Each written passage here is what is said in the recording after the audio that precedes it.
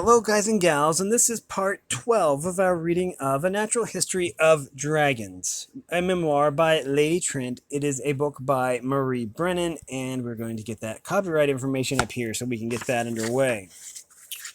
I'm finding it in the book myself. It says, A Natural History of Dragons, copyright 2013 by Bryn Noonschwander. All rights reserved. Interior illustrations by Todd Lockwood, maps by Rhys Davies, designed by Greg Collins. Anyways, in the last episode, Lady Trent got captured by smugglers, but they let her go, and they're going to supposedly help the gentleman find the dragons. And then maybe they can find out why the dragons are being so violent. Anyways, Lady Trent was forced to stay behind, and we're going to go and continue. Let's see what page we made it to. 142. That's pretty good. We're making good progress here.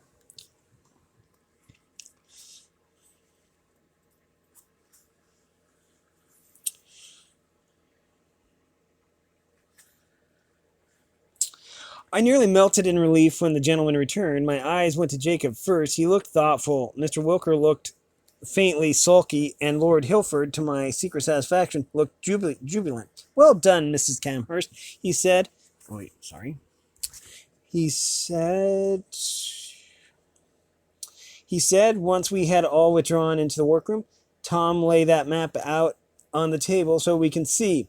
They do indeed know where the dragons are, and more besides. Jacob had marked the various locations with a lead pencil, which told me Mr. Wilker had been the one lurking in the bushes with the rifle. We will have to adjust them as we go looking, he said, when I clicked my tongue over the rough markings defacing my pretty map. Smugglers knew a fair bit, but they say the dragons move around, so none of this is certain. Some things are certain, Lord Hilford said, setting into a chair. Dragons lair in caves, and so do smugglers. Or rather, their goods do, and Vestrani rockworms have a fiercely territorial streak, it seems. Fierce dragons, fierce enough to cause these attacks? I asked, glancing up from the map. Jacob shook his head. If it were incidents like this would be more common, and the smugglers would know the cause. But, the Earl said, holding up one finger, the territorial response is not always the same. Rockworms wishing to chase off an interloper most often breathe particles of ice. Sometimes, however, they attack more closely, and the accepted theory among smugglers is that this happens when the dragon is sick. I immediately saw possibilities in this. Illness might interfere with the operation of their extraordinary breath. Could it be the dragons are sick? But no, they aren't defending their territory. Not unless one was layering near the road by which we came. It depends on the size of the territory, Jacob said, but from what the smugglers told us, the range for such attacks is fairly small.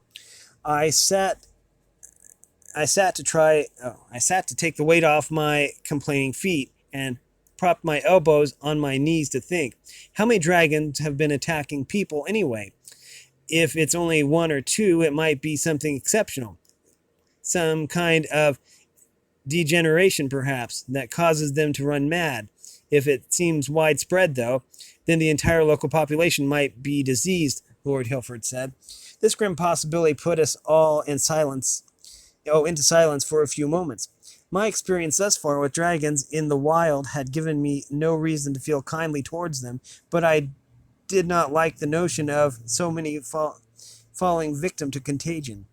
Of course, we have no proof of the theory, only the speculation of smugglers. We did, however, have information that might let us proceed.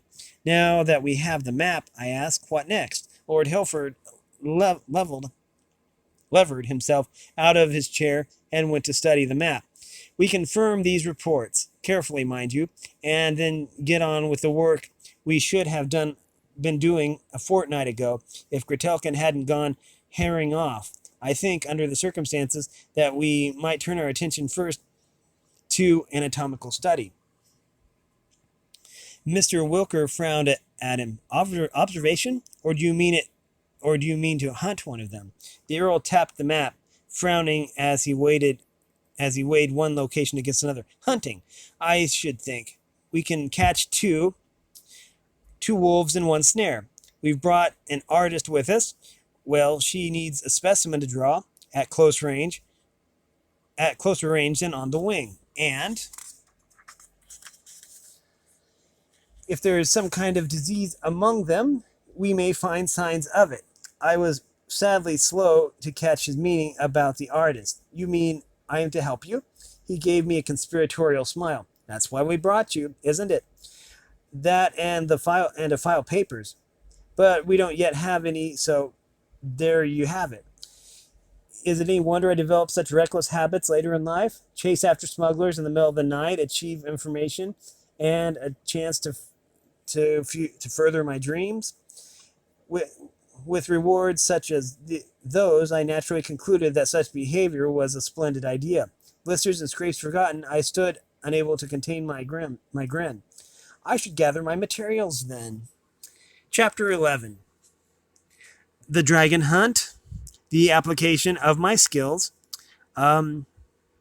conversations with a skull, an unexpected loss, and carrion eaters. Yes, we shot a dragon. I find it fascinating that so many people take exception to this, not simply in light of my later attitudes on the matter. No, the objections began long before then. As soon as the book detailing our research in Vestrani was published, people exclaimed over our monstrous actions, destroying a dragon simply so that we might understand how it worked.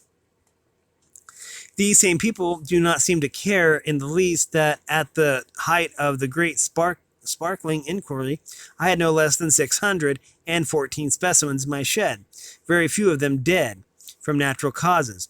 Entomologists trap insects in their killing jars and then pin their corpses to cards, and no one utters a single squeak of protest.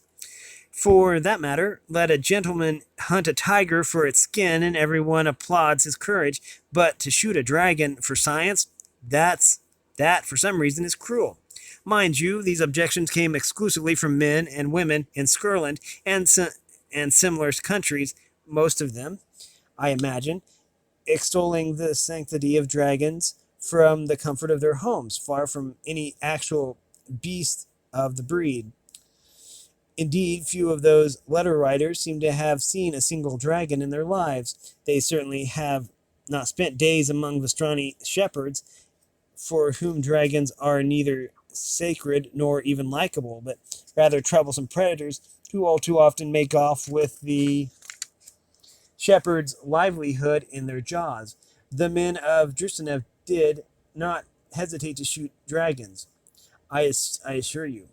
We might even have waited for one of them to do the deed, at which point my letter writers would have been better satisfied by our virtue, but Vestrani shepherds try very hard to avoid dragons when possible, and we were impatient to get with our work. So the gentlemen of our party studied the map, shouldered their gun, and went out to find their prey. And I went with them. It was not at all like my first journey It was not at all... Sorry. Let me try again. And I went with them. It was not at all like my first journey out from Drustanev. This time, I was fully dressed and properly shod, and the piercing mountain sun illuminated our path. This second expedition did much to improve my feeling towards the region. By my standards, the air was still bitterly cold for the season, but the brilliance and life of my surroundings could not be denied. I saw eagles and thrushes, rabbits and deer, and even one bear lumbering down the far side of the valley. When I stepped apart from the men to take care of a certain biological matter, I startled a lynx, which stared at me with flat, unfriendly eyes before melting away into the trees. We had chosen for our destination the nearest and most isolated of the dragon layers the smugglers had identified in the hopes of disturbing only one beast. While we might have gotten a great deal of observational data from having 3 or 4 worms descend upon us at once, I feared it would all be lost to science 10 minutes later. With us came the servant lad Iljish and another rescue to act as our porters. They carry food and tents, for this expedition was expected to keep us out for several days. The gentlemen carried their guns and other tools, and I had my artistic materials, but I insisted on carrying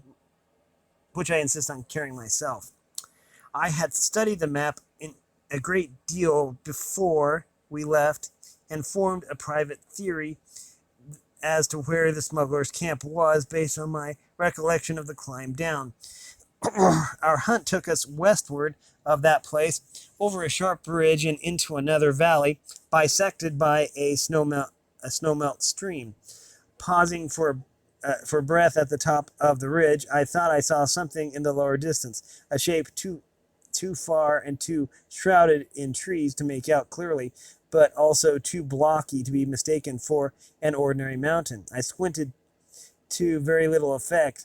The field glass was in Lord Hilford's keeping, and the others had gotten ahead of me, so there was no one nearby to ask about it. By the time I puffed my way down to them, I had grown too embarrassed by my slowness to ask any questions, but as it turned out, the answer came to me a few days later, and so I will return to that mysterious shape in time. We were not going tremendously far, only 7 miles or so. Lord Hilford stopped us mid-afternoon in a steep little defile, too narrow and overhung with trees for a rockworm to stoop on us from above. "You will stay here, Mrs. Camhurst, with Iljish and the tents," he said. "I trust you can leave the arrangements of the camp in your I trust we can leave the arrangements of the camp in your capable hands. Many thanks. We'll sort out the place before the light fades and pick a location for our blind. Then, with any luck, we'll nail beasts tomorrow morning. We'll nail the beast tomorrow morning." Okay. Being no kind of hunter myself, I accepted this with grace. The men departed. Iljish was erecting the tents, and I set out making the camp, if not comfortable, then at least an efficient place from which to work. Lord Hilford, Jacob, and Rescue returned shortly before sunset with the news they had found both the lair and sufficient sign as to persuade them it was in current use. Mr. Wilker had stayed behind to wait for the dragon's return, so as to forestall the possibility of the men watching an empty hole come morning. The food, garlic-laden sausages, bread, and spicy bean paste I was growing tolerant of, required little in the way of preparation, so I tugged Jacob's sleeve until he bent to listen. "Could we not see the dragon from here?" Wait, I'm making sure. "In the sky, perhaps, but there's more than one cave nearby, and we didn't have time to check them all," Jacob said, frowning. "That's why it was necessary to leave Wilker keeping watch." I waved this away with an impatient hand. "No, I mean, I wish to see the dragon, Jacob, before you've shot it and laid it out for me to draw. See that boulder up there?" I directed his attention to a rock I'd had my eye on since we arrived at the gully. If we cut a few branches to hide ourselves and sat very still, I expected him to protest, but Jacob gave me an amused look and kissed the top of my head. "I knew the moment I saw that rock that you would not rest until you could perch atop it and watch for dragons. Yes, as long as we take precautions, it should be safe. They say dragons see movement better than shapes, and pine boughs should hide our scent. So it was that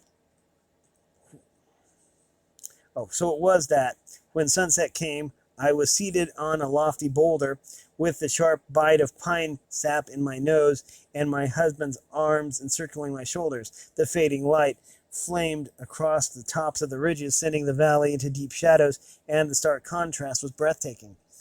And then the dragon came. It flew in from the west, and that all I truly saw at first was the black silhouette against the fiery sky. Then it caught an updraft and skimmed up the mountain slope, barely above the trees, and that gave me a better view. The blocky plates of the hide, the close tucked legs, and the trailing tail, the enormous expanse of wings dwarfing the body they bore. I did not realize I had stopped breathing until the dragon back winged to land in some clearing hidden from my view, and Jacob kissed the top of my head once more. Then I let out my stale air in a wavering breath, drew in fresh, and leaned back to return my husband's kiss. "Thank you," I said. "Thank you," he murmured. "Were it not for your prodding, I likely would not be here. Atop this boulder, or in Vestrani, Vestrana at all." I didn't ask, because in the end it didn't matter. He had come, both of us had, and I felt a surge of emotion I can only describe as terrified joy at the thought of having missed this. Had we not met Lord Hilford, had Jacob refused to let me join the expedition, I might have missed my chance at the life I was always meant to live. I must have spoken that thought aloud, for Jacob's hands stilled on my shoulders, and he said, "You truly mean that, don't you?" My mouth opened silently, as if hoping the right words would alight on my tongue and give me some way of explaining the fierce, indescribable thing that swelled in my heart. No such happy incident occurred, but I tried anyways. Ever since I was a girl, I wanted to understand things, Jacob, and we understand dragons so very little. We can't breed them. We can barely keep them in captivity.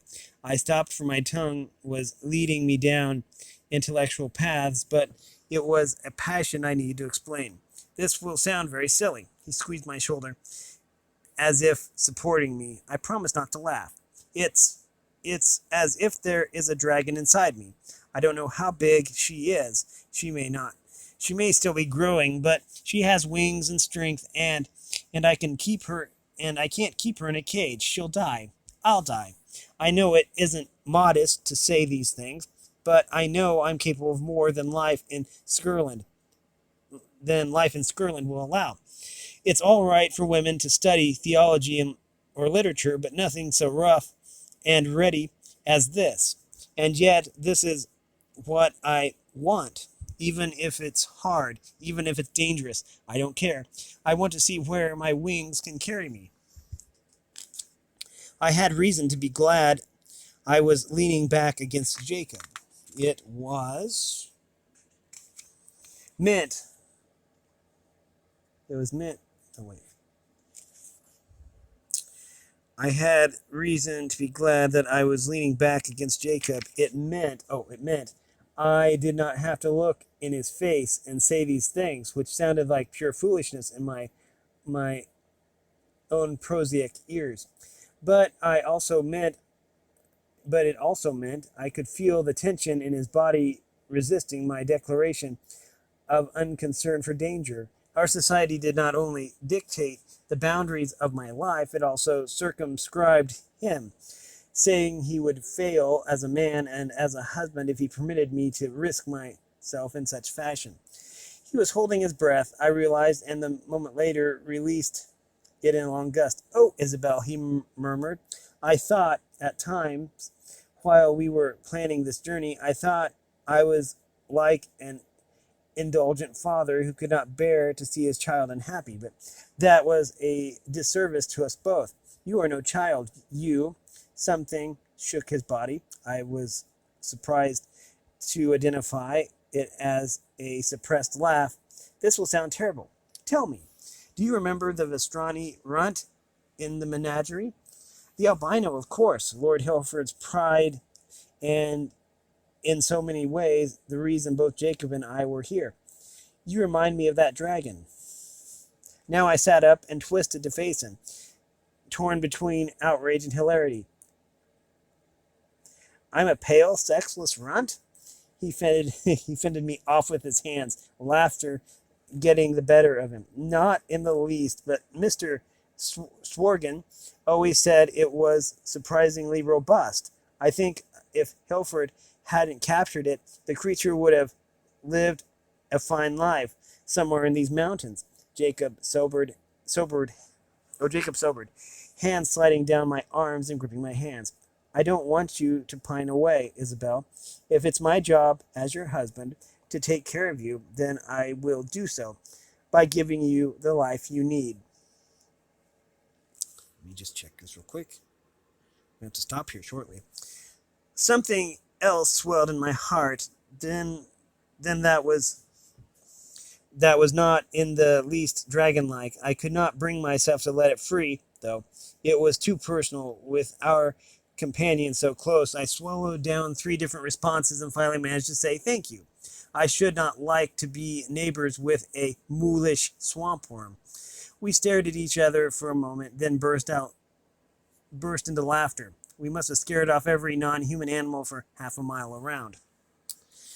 We are going to have to stop this. No, wait. We still have plenty of time. Sorry. Good. I misread the time. Once we had regained our composure, we climbed back down, ate our sausages, reeking of garlic, and welcomed Mr. Wilker. When he returned, bearing word that the dragon had indeed gone where expected, the men retired immediately, for there would be a very early rising, and if it were not for the exertion of carrying my artistic materials across miles of mountain terrain, I would not have slept a wink that night. I certainly roused with ease when the men did, and chewed my fingernails to nubs after they were gone. The scrawny rockworms were primarily crepuscular hunters, hunting in the morning and evening, but subsiding into wary sleep during the brightest part of the day. Catching one napping is extremely difficult, far easier to accost one in the awkward moment of leaving its lair before it can take to wing. The abrupt crack of a rifle a little over an hour later brought me whirling around to face the direction they'd gone. Before I'd completed half the turn, 2 more shots echoed, the first, then a fourth, then, as I held my breath again, a fifth, much belated, as if to put the dying beast out of its misery. They got it, I murmured, staring toward the upper end of the gully, as if my gaze could penetrate rock and tree to see the men. In fact, I was staring the wrong direction. The cave lay about 40 degrees westward of the way the gully pointed. If I thought I could find the location unaided, I would have gone charging off that instant, without pen or paper or anything else of use, since I had to wait. I gathered everything up and went to wait at the top of the gully. The moment I saw Jacob, I hurried to greet him and to meet my dragon in person. The carcass sprawled across a bare shoulder of limestone, whose scored surface gave testament to the dragon's leaps and the landings. Its gray plate hide blending very well with the backdrop, giving me a sudden jolt, as I wondered how many of the stony outcroppings we had passed the day before might have included drowsing dragons. The head had fallen more or less the direction of our approach, and the mighty jaw gaped open, the green eyes already glazing over in death. The memory of the attack we suffered on our way to Drustanev had not left me. Even knowing the beast was quite dead, I hesitated to approach the dragon. It seemed both larger and smaller than I expected, larger because I was so near, and smaller because it lay so still. I held my breath as I put one foot forward and then the next, until at last I was close enough to lay my hands upon the gray hide, its warmth already fading in the chill mountain air.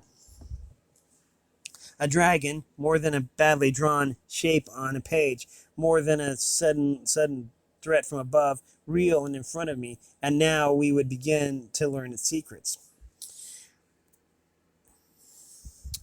Lord Hilford and Mr. Wilker were already busy taking measurements, wingspans, girth, length from nose to tail. Ours was quite a good specimen, nearly 5 meters in total length, and very well proportioned.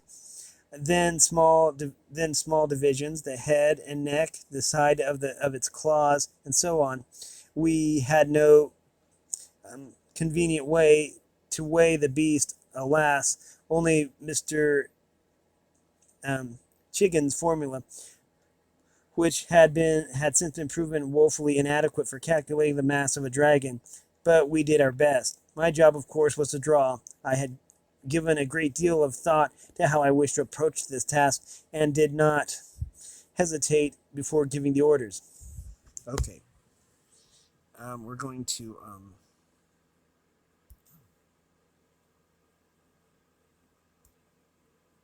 do this, because we have a picture here.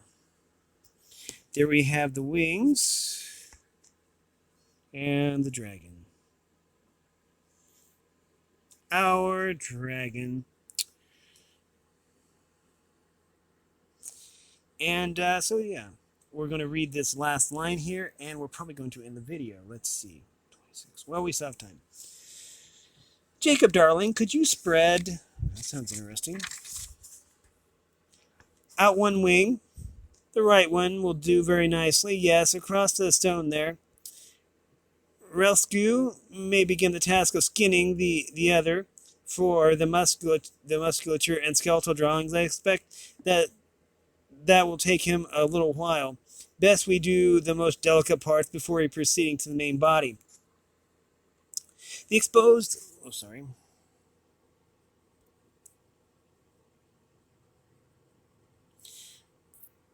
The exposed location was good for our purposes. It would receive sunlight for almost the entire day. We posted Iljish to keep watch for dragons and set to work. Okay. We're going to have to stop that here. We have been reading from A Natural History of Dragons, a memoir by Lady Trent by Marie Brennan. If you like this content, then make sure you like and subscribe and ring the bell so you know when I upload. Also, if you want to support me anyway or join the Discord server, all that information will be in the description below. As always, thanks for watching, everyone, and have a great day.